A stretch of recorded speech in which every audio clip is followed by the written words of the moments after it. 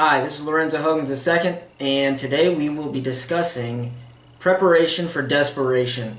With all of the things that are going on in the world right now, all of the natural disasters, Hurricane Irma, Hurricane Maria, I think it was Hurricane Katia that was a threat, and then Hurricane Jose that could have possibly been a threat. I dealt with Hurricane Irma personally as a paramedic, responding in neighborhoods that were knee-deep in water.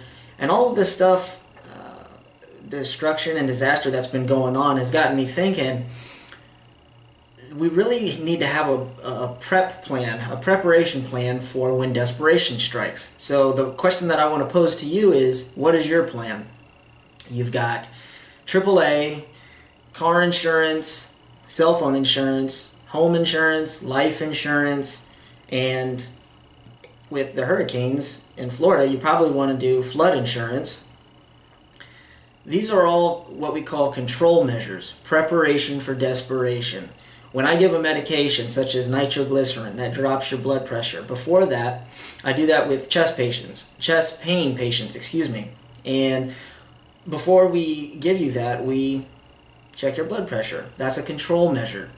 So the idea I want to extend to you is try to put into place some control measures for yourself, your family, and others.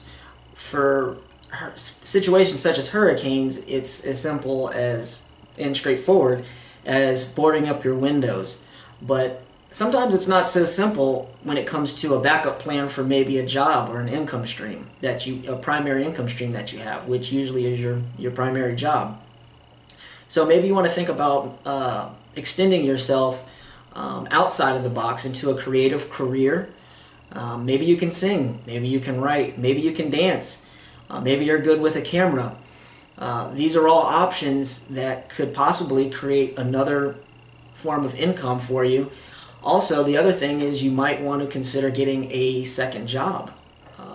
But all in all, the encompassing idea that I want to convey is a backup plan, preparation for desperation.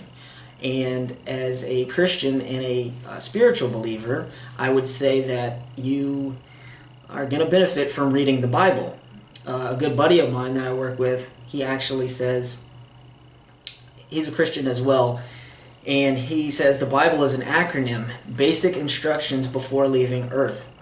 And so I thought that was pretty cool, and I think anybody can benefit from reading the Bible, even if you don't believe in Jesus Christ as God's Son, or if you're just atheist altogether and don't believe that, and you don't believe in any God.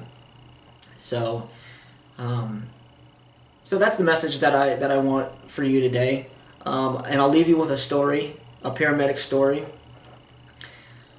Just the other day, a few shifts back, we ran a call on a guy who was 500 pounds. He was a 500-pound obese patient, and to make matters worse, he was paraplegic. Well, during the evacuation period, his family didn't know what to do. They couldn't move him. I mean, he was too heavy.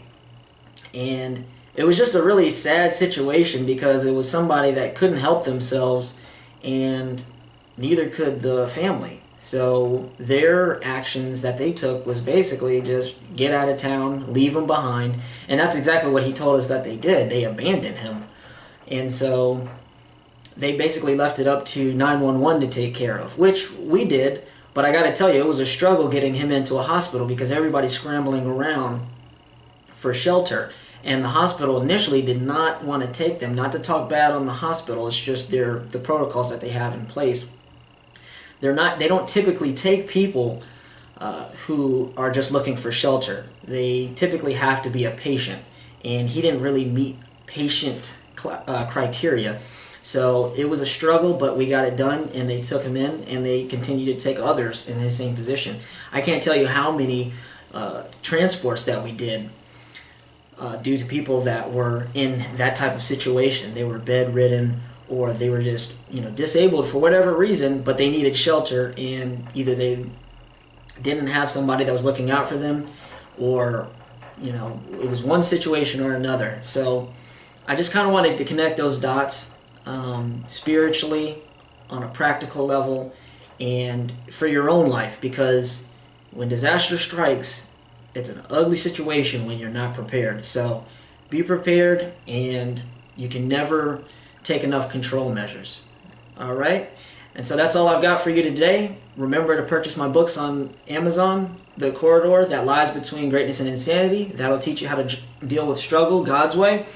And Paramedic. If you enjoy great paramedic stories, my other book is called Paramedic, 100 True Tales of a Public Servant by Lorenzo Hogans II. And I will see you next time. God bless.